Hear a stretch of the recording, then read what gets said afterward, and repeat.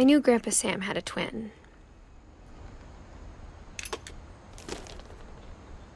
And that he never talked about him.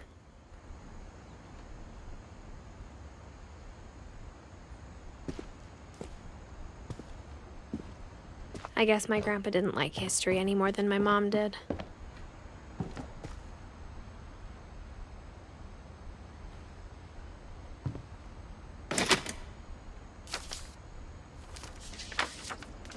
How I Want to Remember My Brother by Sam Finch. The thing I remember is that when he made up his mind, that was it.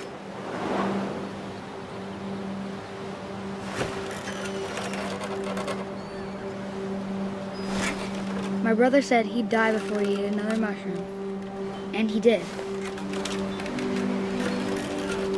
At Barbara's funeral, we swore we'd never be afraid again, and he wasn't.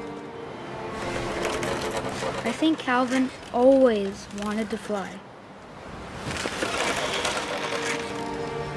Sam! Calvin!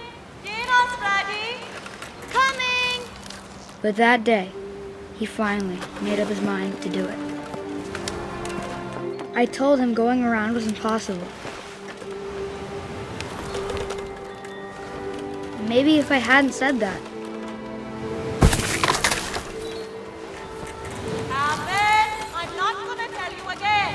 maybe if the wind hadn't picked up, then maybe he'd still be here. But I doubt it. I think he'd already made up his mind. That's what I want to remember about my brother.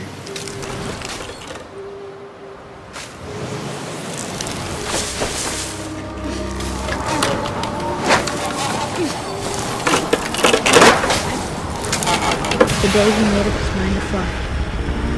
And he did.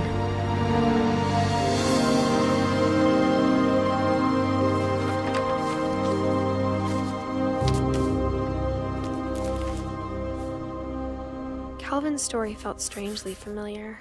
When I was younger, I remember trying to do the exact same thing.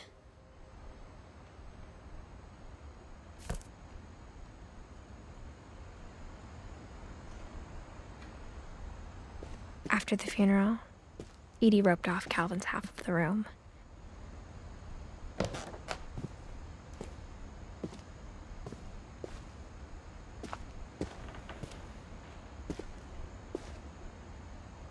Mom said Grandpa Sam enlisted at 18 and never set foot in the room again.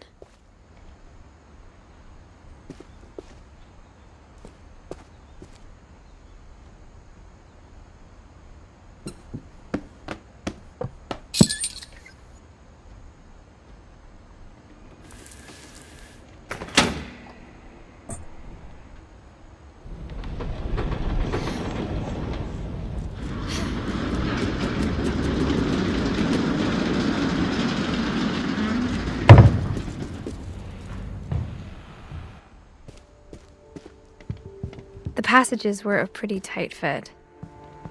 They'd obviously been built for smaller hands and bellies.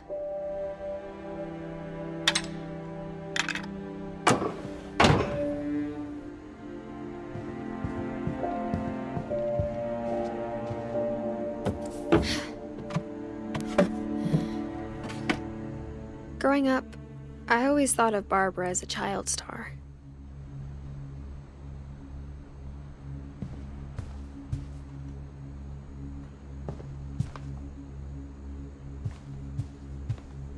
I never thought about how hard it must have been for her afterwards.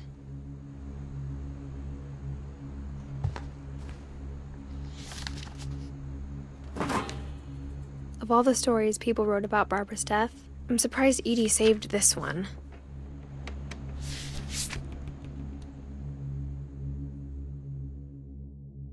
Old Jack here with another ghastly tale inspired by America's most unfortunate family.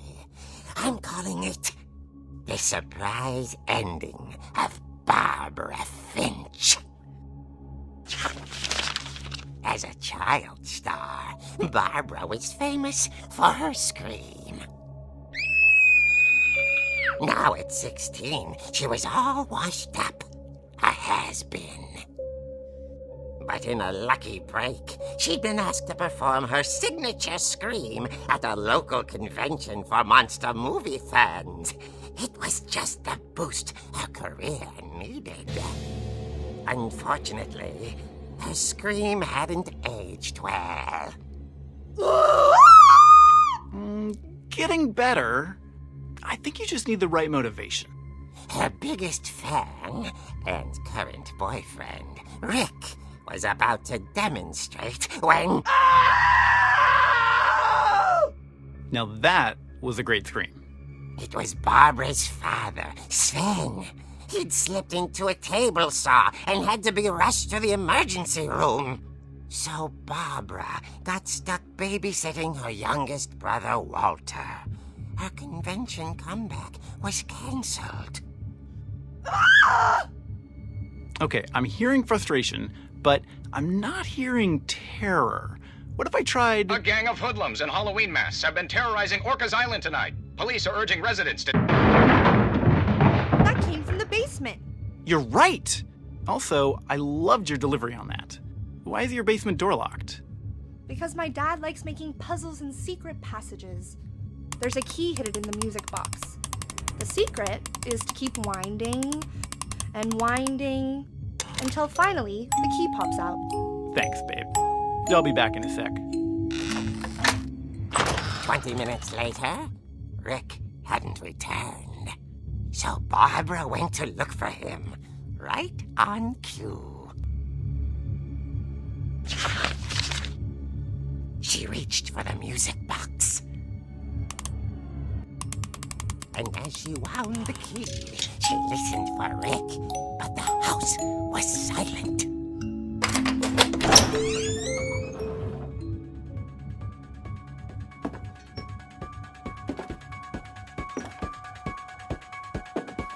She found Rick's crutch and imagined the worst.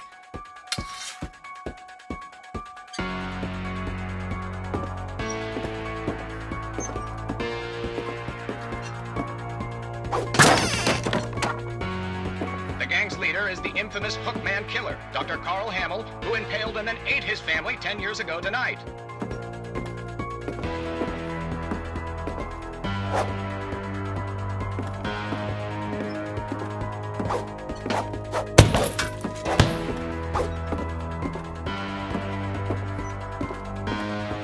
The old fridge rattled and grew still.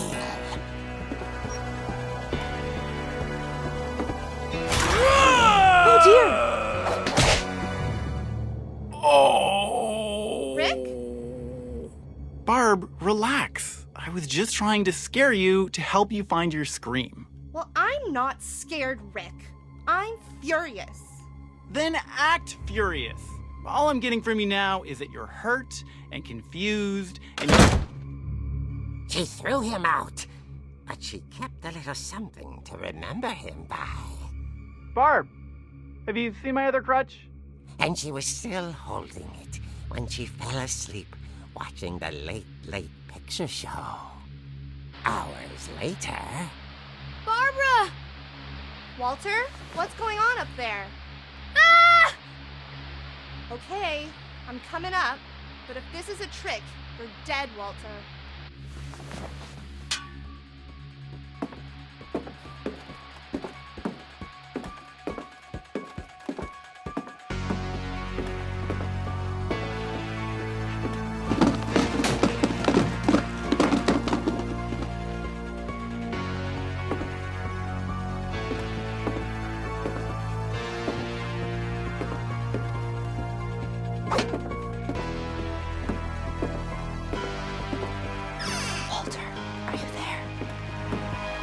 Walter had vanished, but his bedside radio was still on.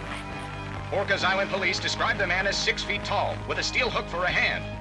Residents are urged to lock all doors and windows and notify the police of any suspicious activity. Barbara turned, saw the Hookman, and was speechless. He was quite smashing.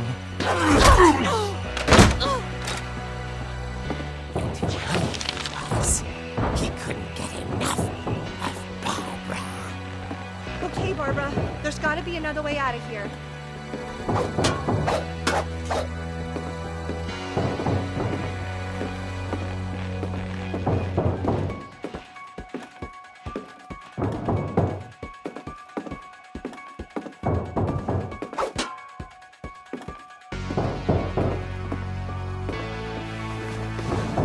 That night, she played her part beautifully.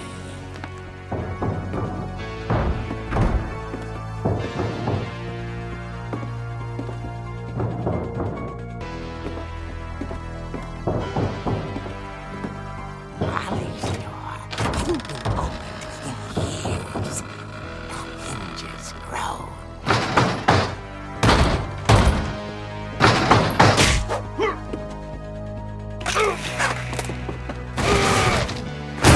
He wasn't moving, but she sensed the story might not be over yet.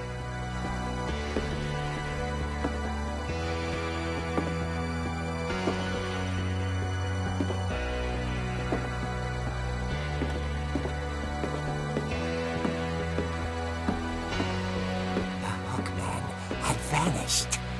She listened for his breathing, but all she heard was...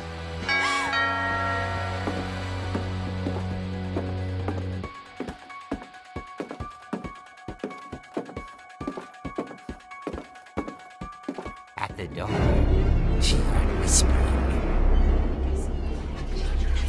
It was coming from inside the house.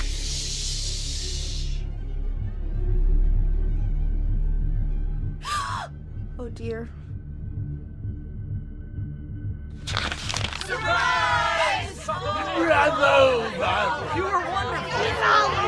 The monsters had come to surprise her.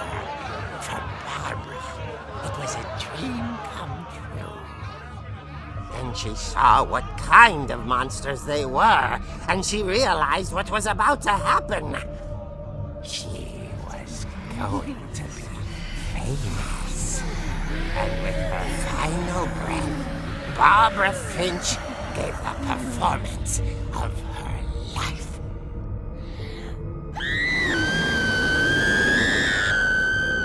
I wasn't there myself, but I hear Barbara was magnificent. Poor girl. She had a taste for stardom. But unfortunately, so did her fans. Of course, the police blamed it all on poor Rick, who disappeared the same night. And little Walter? Hiding under his bed the whole time. He took it all pretty hard, but that's another story. As for Barbara, tucked inside the music box is all they ever found of her. Her ear. Now that's what I call a real eerie tale.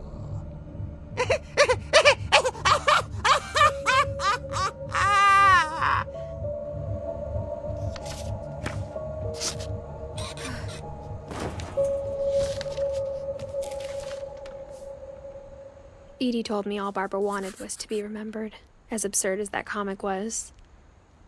Maybe what Edie saw was a happy ending.